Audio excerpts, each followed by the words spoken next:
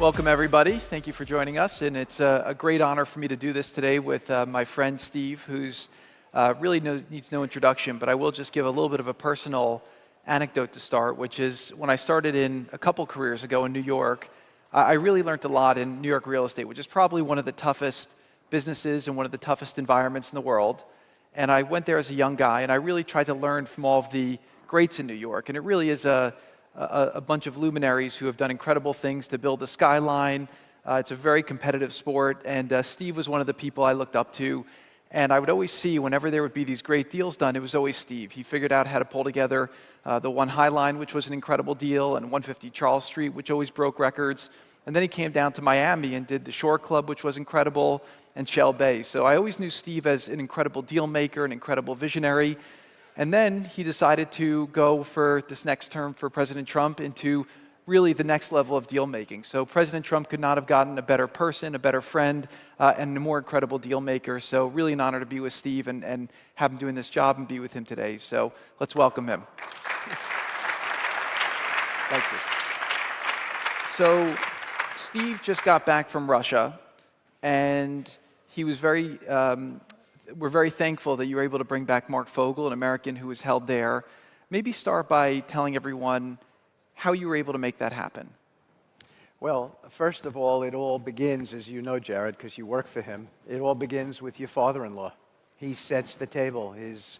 I'm not just saying it, but peace through strength, that's what dictates releases like Mark Fogel. We got to reach out from someone in Russia who you know, Kirill, and that was in part engineered, or in large part engineered by His Highness MBS in Saudi Arabia, and also Dr. Masood, and also Princess Remer, who I see right over here.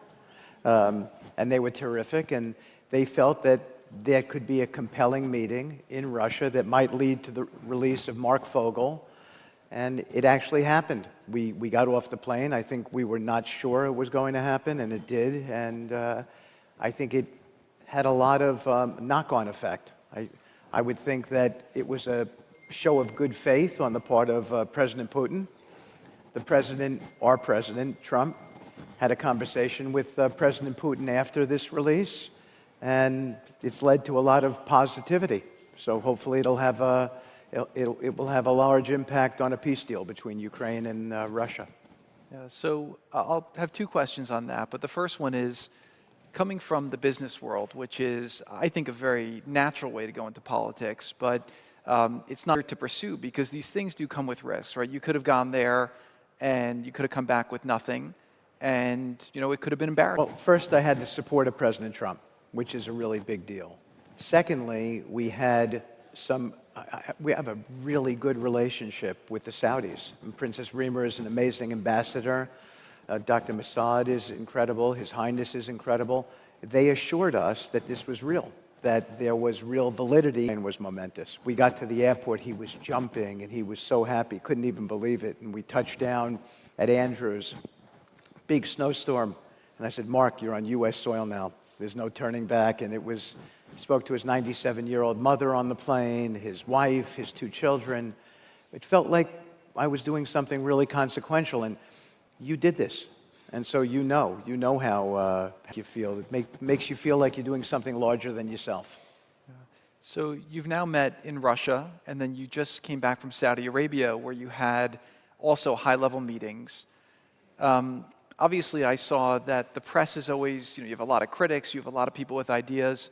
What's your perspective, having sat now in the room and hearing those perspectives, on what you think is possible, and to whatever degree you're willing to give a time frame for how long you think it will take to develop these ideas? And I will just caveat that by saying this thing's been going on for a long time. It's very emotional for people, things to resolve, but it feels like for the first time since this war started that there is a real effort that has a chance to bring a breakthrough to end the war.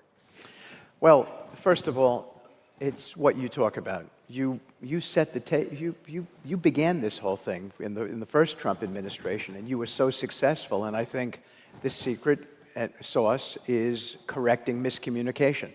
and creating good communication. And you did it so well, and that's how you began that's how you and President Trump created the Abraham Peace Accords. And so I think with regard to what it was like, I think the beginning of that meeting felt a little bit. I want to choose my words carefully on this one. It felt a little bit pro forma. And I think as both sides began to realize that we were there on a trust-building mission, and we were there to explore how we might get some sort of deal done,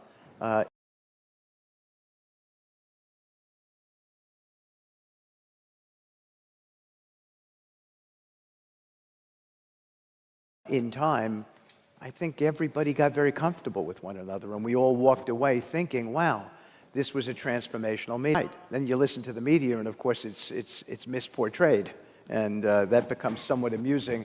And then